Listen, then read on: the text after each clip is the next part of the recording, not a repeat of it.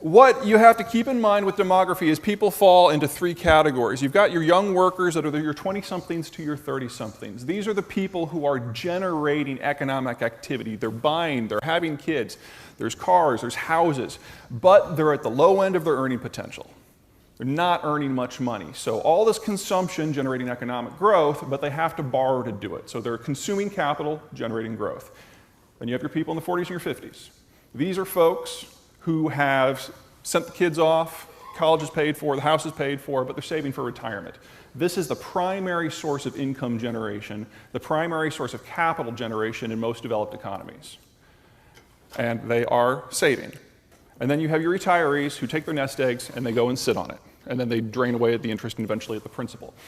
This is a strict capital system because you have a young generation consuming capital and an older generation that's smaller generating it. Here's where we're moving to. This is Canada. As you can see, there's a large generation up there. Now, sometime around 1965, the Canadians forgot how to have children. I've been to Canada. I'm pretty sure they've got the basics down, but they're missing one important ingredient somewhere.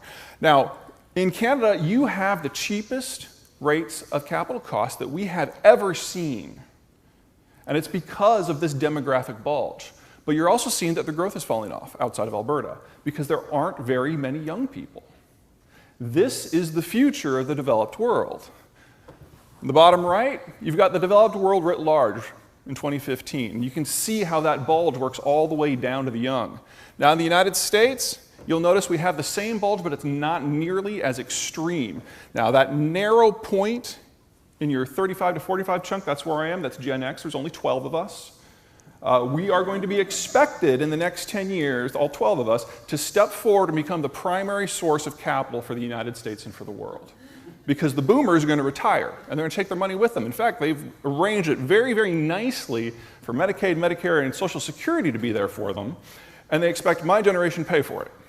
Now, Gen Y, the next generation down, there's plenty of them, but they're not earning enough yet to make up the difference. But they will vote with the boomers, their parents, to make sure that the boomers, their parents, don't move in with them. Which means that Gen X has to pay for everything and won't have a vote in how it's done because there aren't enough of us.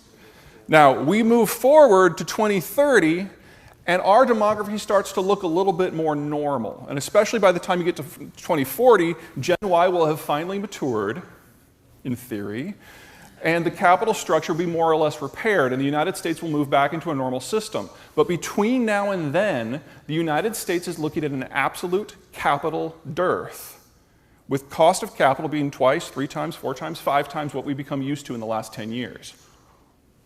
We're moving from a period of unprecedented capital cheapness and richness to unprecedented capital poverty in the United States.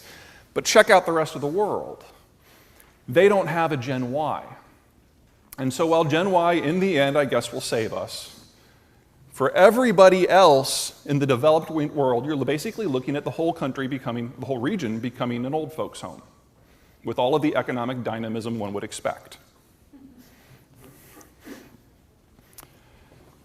Country by country, it gets a lot worse. I know there's a lot of discussion about Europe being past the worst, but really this is the bottom line. Germany is paying for everything.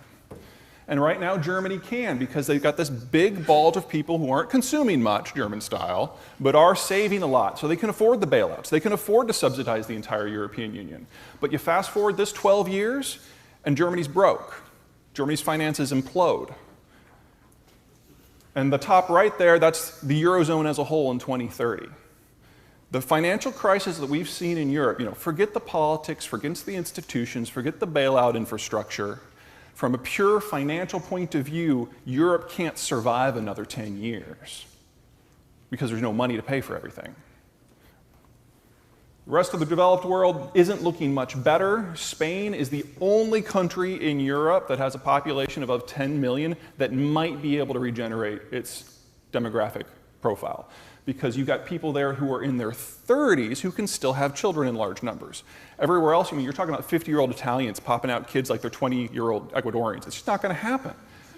China, the big growth story is almost over as well. One-child policy. You can see the effect very clearly right there. So right now we're seeing this big consumption boost in China because of the 20-somethings. Well, as soon as they're no longer 20-something, there's no big consumption boost. So China, as good as it's going to be right now.